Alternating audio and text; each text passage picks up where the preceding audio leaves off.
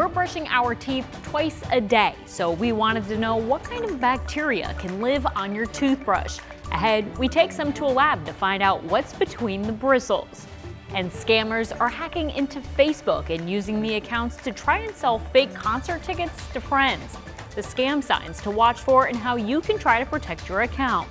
Plus, if you're a family with a new driver on the road, insurance prices are up. I'll break down what people are paying and how you can save some money. Here's what's the deal with those consumer headlines and more. Most of us keep our toothbrushes in the bathroom. It's the logical place. So we wanted to find out, are our toothbrushes loaded with bad bacteria? And if so, how can we clean them?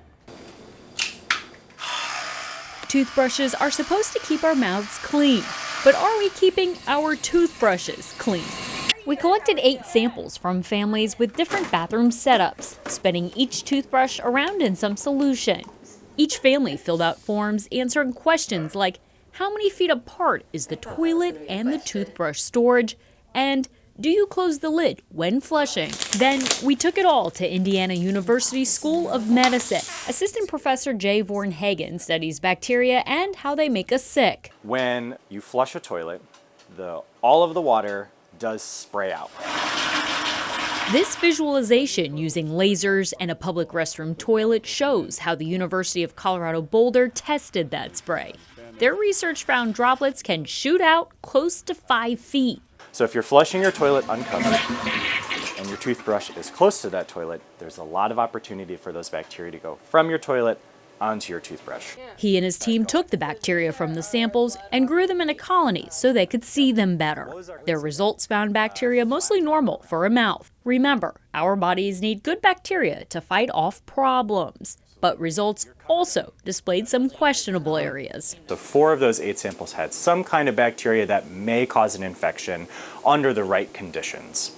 And then on 1 sample, we did find a highly drug-resistant type of bacteria. Drug-resistant bacteria can be threatening to people with a compromised immune system. Vornhagen said it may or may not be present because of a nearby toilet, but it's worth noting the owner of the toothbrush with that bacteria said it was kept just a foot away from the flush. To clean your toothbrush, there are 2 options. Soak the head in hydrogen peroxide for about a minute and rinse it and you're good to go.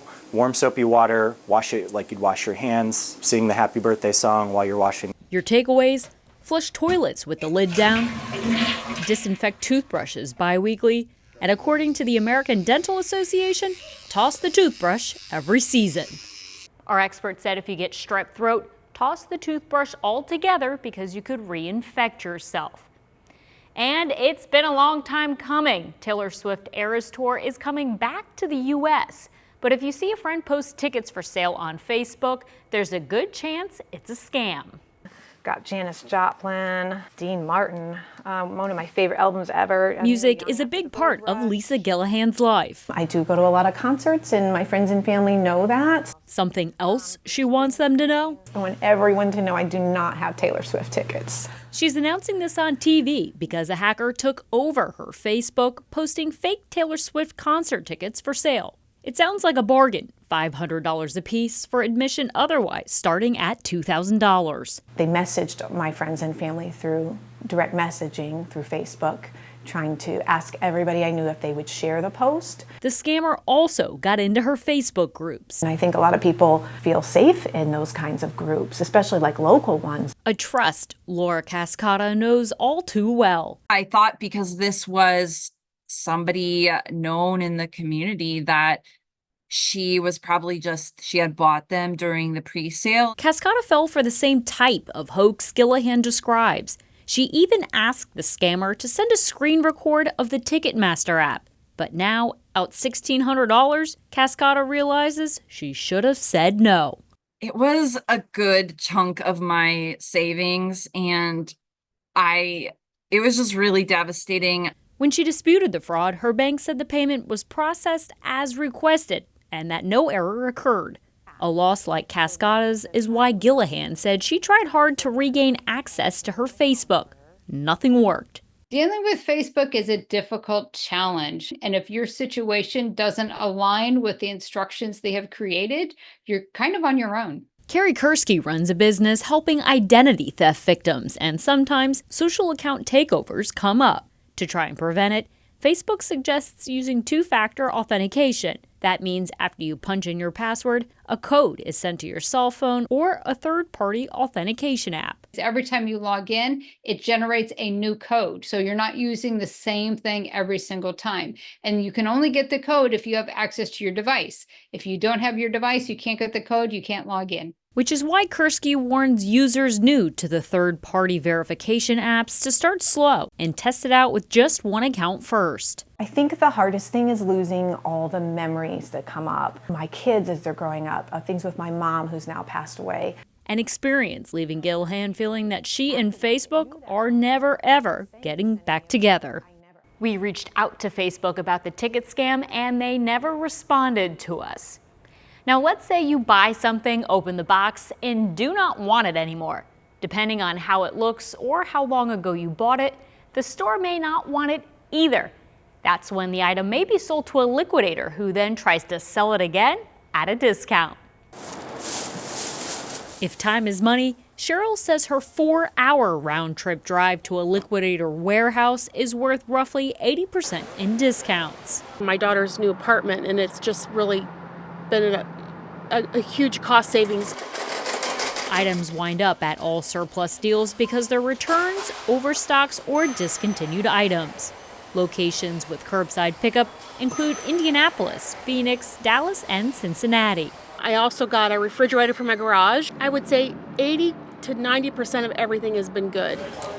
So we wanted to test out the quality and potential savings too. To shop, you place bids online, kind of like eBay. We won a Lego set for $23 instead of $54, a Shark hairdryer for $71 instead of $179, a bike for $38 instead of $220, and an ottoman for $12 instead of $135. Items need to be picked up by appointment within 3 days at their warehouse. And it's worth noting, our appointment got rescheduled to a different day. Once we arrived, we got to work testing everything since refunds are not allowed after you leave the warehouse. For example, we plugged the hairdryer into an outlet on the side of the building to make sure it would heat and cool properly. All of the items were good to go except for the bike. That had a wobbly wheel, so we left it on site and got a refund. The greatest discount was on the ottoman at about 90% off. The Shark dryer was 60% off and the Legos 57% off. 16% of everything that gets sold comes back in a return, and we help to create value out of those returns. Jeff Rexicle said they sell anything that could be sold at a retail store. To find something like this near you, plug in your city name and the word liquidator into a search engine. That way, you and I can save money on the stuff we need and keep it out of a landfill. Now remember, before you buy anything from anyone, double check the condition and the return policy. And car insurance is up almost 20% compared to this time last year. Now add a new driver to that policy. Here's how much some families are paying and how to get discounts. Driving instructor Rebecca Fields knows what it's like Left here. to be in a car with a new driver. It's kind of like my adrenaline rush now that I'm older in age and can't go jumping out of airplanes all the time. I just drive with teenagers. I'm gonna make a right. She knows a teen's experience level comes with a pricey auto policy, both because of her profession and because she's a parent too. So on my policy, I just added my twins. So they just got their license. Field said she shopped around for insurance, pressing each company about discounts for twins, driving school, and good grades. Her policy went from around $100 a month when it was just her to $288. They get some of these same ones. On Jennifer Fry's policy, I have a 21-year-old, a 19-year-old, and a 16-year-old. Fry said she noticed a dramatic increase in insurance costs over the 5 years between her first and third child. He is more than double what my older son was when he started driving. She pays $630 a month for her and her 3 boys, with the 16-year-old alone costing $240, more than a third of the bill. Did we mention she has a 15-year-old who's coming down the road? Insurance companies are just raising premiums across the board. Divya Sangameshwar works for the site Value Penguin. Their recent study found adding a 16-year-old to a married couple's auto insurance policy increases cost by an average of 158% annually nationwide. So why the hikes? They're facing significant losses from climate change, from inflation, and also their own insurance policies are going up. She too suggests shopping around, asking for discounts, and consider bundling policies to slow down those premiums. Now, insurance prices vary for a lot of reasons: driving history, zip code, credit score, and coverages. New home builders are offering incentives that could save you money on your next move. Here's what some are offering, plus questions to help you in a negotiation. New homes are popping up all over, and those builders need your business.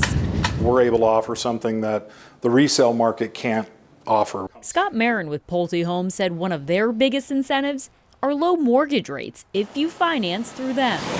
Low rates are an approach other builders are taking too. For the low interest rate, it's typically going to be on something that is ready now or ready within the next 60 days. Builders can offer interest rates lower than traditional lenders because they buy large chunks of money in advance to lend out. It's kind of like how we might buy in bulk to save money at a wholesale club. Today, we're offering 4.99%. So that's a significant advantage. If you build from scratch, builders may offer you credits. They can use that towards options if they want to upgrade their home, or they can use that towards buying down an interest rate on their own. That's like the biggest rage. Realtor Amy Spillman said these offers can help the consumer. There's many builders in our community, and so they're competing against one another, and it's still business. While shopping, Spillman said to keep some asks in your pocket. If they are willing to finish the basement for you, if they're willing to add a covered porch on the back, or if they're willing to even sod the yard instead of seed, those are all things that you can go in and certainly ask. The worst that they can say is no. That way, you can get the most bang for your buck. According to Zillow, new homes in the U.S. are now cheaper than existing homes per square foot. I'm Allison Gormley, and that's What's the Deal? For more episodes of What's the Deal, go to our video on demand and click on Shows at the top of your screen. There you'll find past episodes of What's the Deal plus other shows on demand.